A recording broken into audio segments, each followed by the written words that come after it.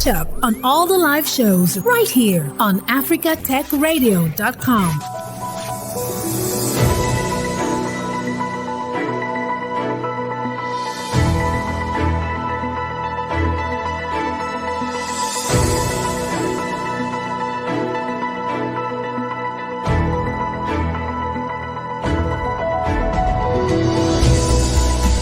Welcome to the second episode of my chat with Ademola and Ilerioluwa on KYC, digital and biometric IDs in Africa.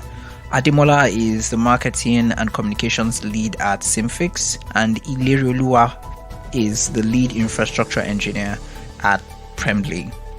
In the first episode, we touched on the state of ID systems and ID trends in Africa in 2022, the challenges and potentials for growth, and many more issues.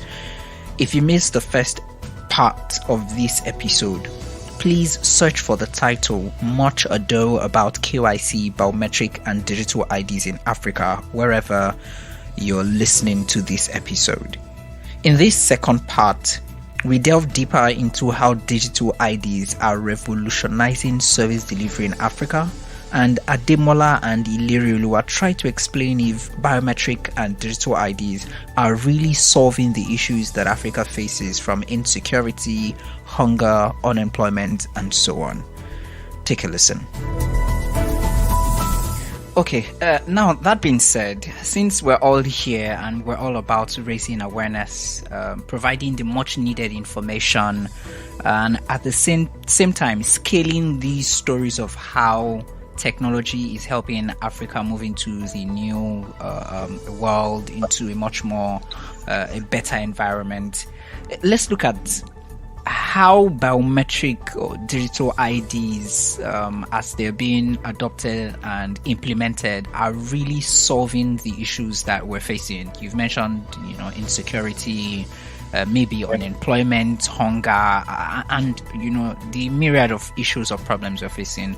And please try to maybe tie this to also how these digital IDs are revolutionizing service delivery in Africa, so that people better understand that these things are more good, and we see the brighter side of it than the smaller areas of mistrust or the smaller areas of ugliness that would need to work on.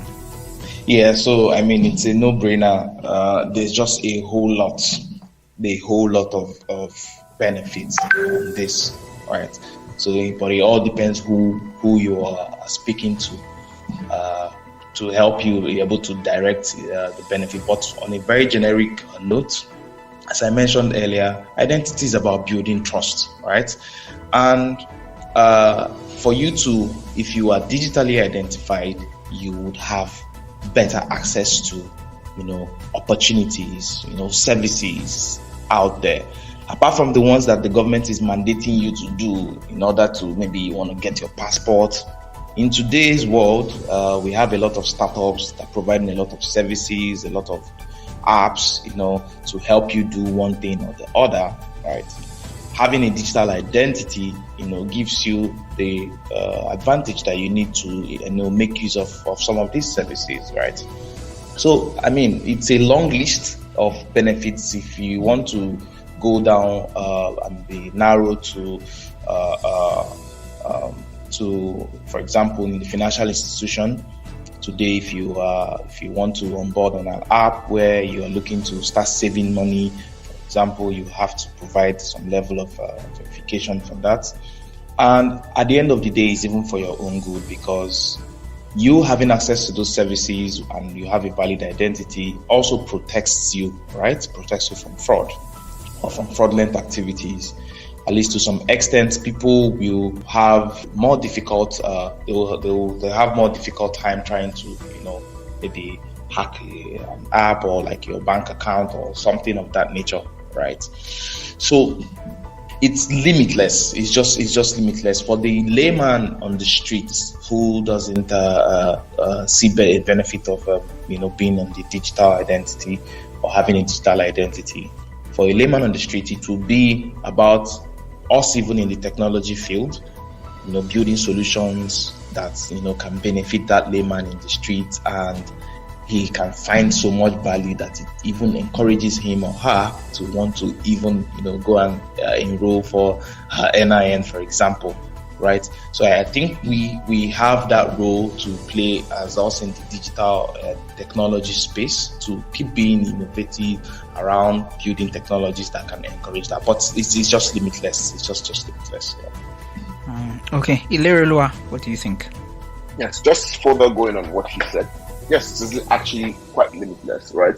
There are certain services that you cannot access in Nigeria, for example, without having certain, like an NIN or things like that. If, for example, you want to take a loan, right? You would need to be verified to be able to take a loan. And these digital systems have made it so easy to get your verification. So why won't you want to do that? That's the question for a normal person on the road, right? Why wouldn't I want to have myself registered on these digital services when I know that in future, if I decide to take a loan, I don't really need to have to go to my brick and mortar bank. I can do it from the safety of my house, just from my phone, tap a few figures, and next thing I have a fully certified loan, right? Then also in terms of security, right? You have a country where in an ideal system where everybody is registered, everybody has an identity, right? What happens is, should anything happen, should you, for example, maybe commit a crime or go missing, it's easier for you to be tracked because your identity is known by the government, right? It's not a situation whereby it would actually tie even into our forensic system in Nigeria, where you commit a crime and people easily get away with it. Even in our traffic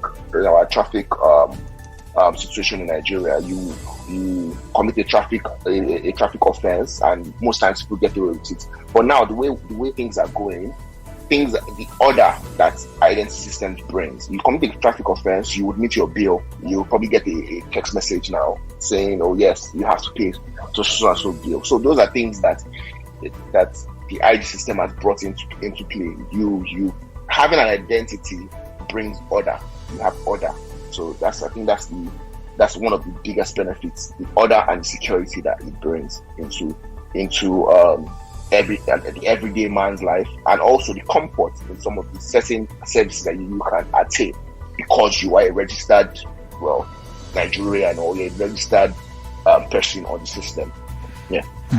Okay, now what are the areas in this ID system sector, that you think has the potential to, become bigger, to explode? And if you're going to make predictions as to, adoption, regulation, generally in the ID sector in Africa, in Nigeria, what would your predictions be, and which areas do you think have like the greatest potential for growth? Well, considering that we first need to tackle the underlying problems, right?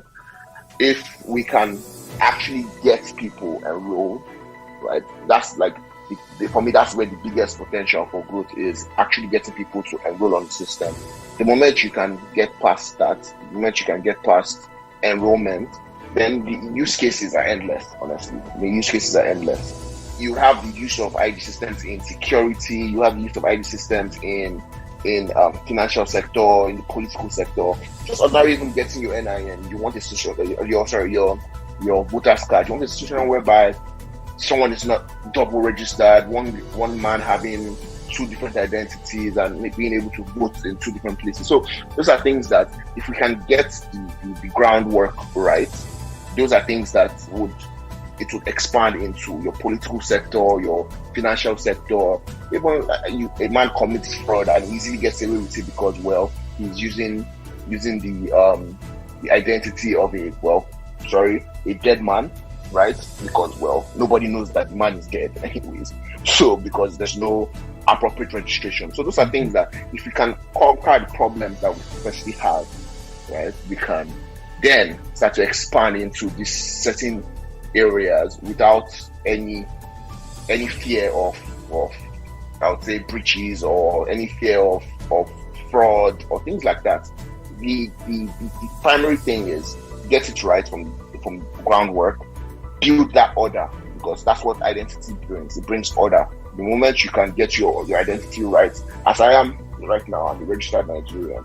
There's certain things that as a registered Nigerian, I do not want to do, right? Because I have myself in the system. I know what this means to me. Like, I know what my identity can like be used for and how it can be used to affect me adversely. So you would see people actually begin to adjust to that order. And well, the more you have that, other sectors start to grow exponentially because the comfort. So I'll just give an example. Back then, you would have to go to the bank. You physically have to go to the bank and submit maybe your bill for the month or stuff like that. You have to go and do fingerprints and things like that. But right now, I can sit at the corner of my room and open a bank account. That comfort that I want to have, that development is something that I'm sure everyone wants to have, right? And those are the areas that will just further improve with more technological solutions and technology companies providing more services that are easily attainable because our verification system and our ID systems are in place. So, yeah. Thank you. Ademola, what's your take? Yes, of course, I agree with Ilerioluwa 100% on his thoughts on that. I'll just add some bit of it. So yes, particularly on ensuring that people are first enrolled into these digital identities, right? Very key, very, very key. Here at Seamfix, we believe so much in that. It's part of our core values that we provide to our customers, and we are just about somehow trying to enable especially government institutions to be able to enroll their citizens into a foundational database, right? Now, when that happens, it's limitless. He gave an example. I want to give an example with, like, in the African continent right now. You could see if we somehow have gotten identity right in the entire continent in Africa, you can actually have the governments in Africa have policies that can enable, some kind of cross-border trade. For example, you can have someone in Kenya or someone in Nigeria selling a footwear to someone in Kenya, right? And if one of the foundational thing that will enable this cross-border trade to happen is identity. If the guy in Nigeria can trust that the guy at the other end in Kenya, I can seamlessly make a financial transaction. That financial transaction somehow has to be connected to an identity. It has to be tied to someone's identity. Today is very difficult if you've tried to maybe send money or across within Africa, right? For every time you need to make transactions within Africa, you need to first of all go to the dollar, right? You first of all go to the dollar before it will now probably change to that currency. But there are things being put in place today. There's a project called PAPS, Pan-African Payments and Settlement System. I'm sure you're aware about that. Now, PAPS as a project in itself is somehow tied around digital identity. PAPS is like the BVN for Africa, right? And that is tied around identity. So if when PAPS is probably ready and active across Africa, digital identities will be what will power that. So when PAPS is in its full force, we can be able to have cross-border trade without having any issues. You don't probably need to go to the dollar to send or have financial transactions. I could log into my bank account and send you money to Ghana, and you will receive it instantly. And that is going to be tied to digital identities, right? So this is one big example for me that I feel like is going to be exploding in the near future. But like we are saying here, we need to fundamentally get the enrollment in. We need to get that right. And for us here at Seamfix, it's something of priority which we trying to work with a lot of government of bodies across Africa to see, how to enable them enroll their citizens seamlessly into a foundational database, just like we do today in partnership with NIMSI. Yeah. Very valid and solid examples that you have both raised. And just to pick your brain a bit, do you think we would have in maybe 2023 a unicorn from this ID system sector? Ademola and Ilerioluwa. I mean, I would say the conversations about having a unicorn in the ID space, I don't know about 2023, right? Okay. But I just want to be optimistic. I'll just say yes, it's looking like it, because the adoption, there's more awareness in people in trying to adopt, and doing a whole lot. Government bodies and other private organizations doing a whole lot in that space. So yeah, it's highly possible to see come 2023. Yeah. Okay, fingers crossed in optimism. Ilerioluwa, what do you think? Yeah, I agree with that actually, because I work in a company that provides an ID solution, right? And it is very possible. The potential is there. It's right there in front of us. It's just, and I would say that a lot of these organizations, using mine as an example, we're going in the right direction, right? We are not yet there, but it's very possible that we would have a 2023. Well, that's tight, but yes, very possible. Why not? Interesting. Let's switch this up a bit. We're at the end of 2022, towards the end of 2022, and expecting a lot of good things. We have a lot of expectations for 2023. And it's really important as the year somehow comes to a close. It's also time to look back and reflect. The end of the calendar year can be very emotional for a lot of us. With countdowns, hashtags, and things like that, But whether you had the best year yet, or you're still trying to wrap your heads around the year that is ending, we all have the feeling that it's the end of the year. So, Ademola, what would be your most memorable moment of 2022? This is a bit personal, and I understand. Sorry, not with respect to our identity and... You as Ademola, yeah. Okay, so for me, it's a whole lot, but I want to narrow it down to the political awareness of young people in Nigeria. I think that's a highlight for me. A lot of things have probably gone wrong over the years. Not pointing fingers, but in my early 30s, and I feel energized and excited that there is hope, right? And as I would always say, you can't break the will of a man that has hope. All of a sudden, there is hope for a better Nigeria. And I'm happy to see that we somehow, the young people, are interested in seeing Nigeria work. For me, that is the highlight of it. Okay, that's good. Ilerioluwa, your most memorable moment or moments 2022? Okay, for me, I think I have on a personal level, I moved from the financial sector, right? Basically, from a company that provides financial services to the identification ID system industry, where I am right now. And what that's been is it's been eye-opening for me. I have seen, or I've been a part. I'm happy to have been a part of this push that we're all doing. Whatever the organization is, we're all doing it together. Either ways, right? I'm happy to be a part of it. So that's one. Then from being a Nigerian perspective, I think I would just like to buy into Ademola's idea, which is actually really nice to see. I'm quite patriotic, so I like the fact that everyone is now not just vocal about it, but I see action. People want to get us a better Nigeria. People want a better Nigeria, because in the end, it's all for the good of everyone. So, yeah, those are the two things that are the highlights for me. Okay, so what are your top 3 songs from the year 2022, and what are your wishes for 2023? Well, how do I put it? I'm not really a music person, but I'd say Burna Boy's Last would stand out for me. I don't have the top 3. Yeah. Okay. Burna Boy's Last stands up for me. Then my wish for 2023.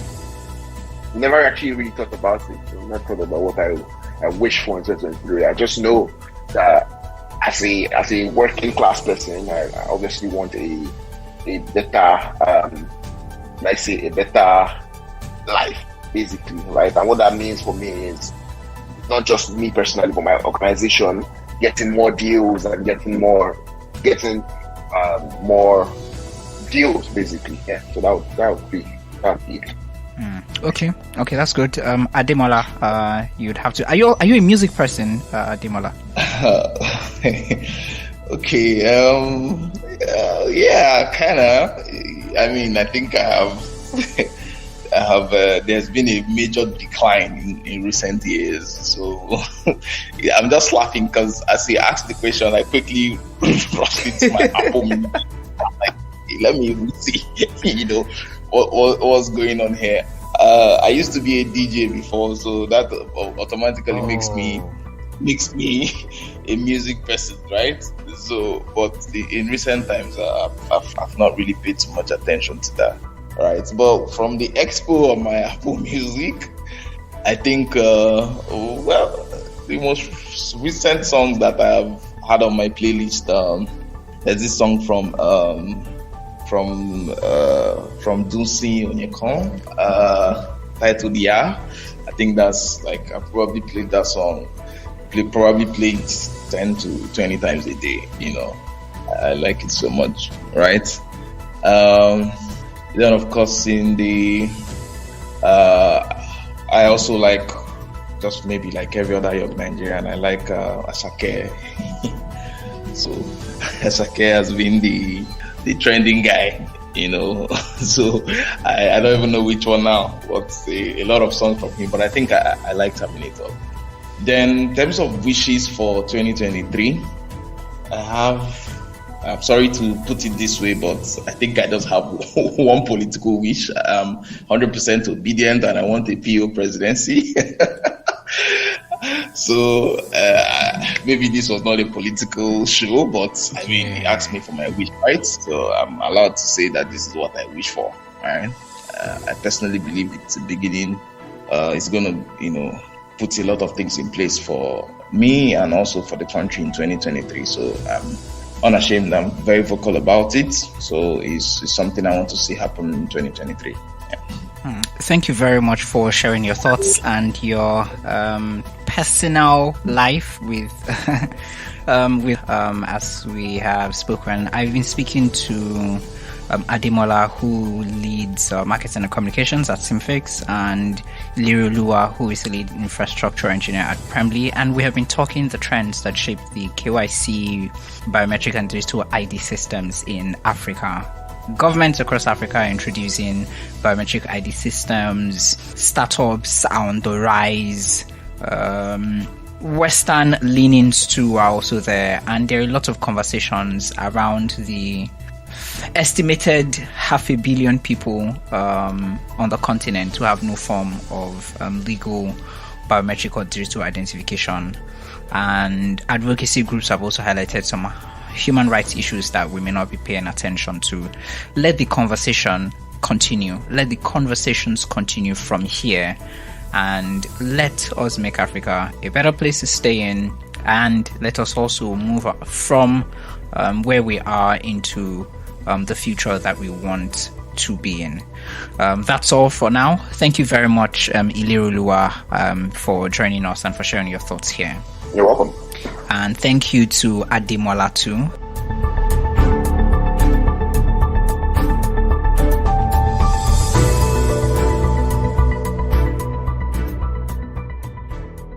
Thanks for listening, and don't forget to catch up on all the live shows right here on africatechradio.com.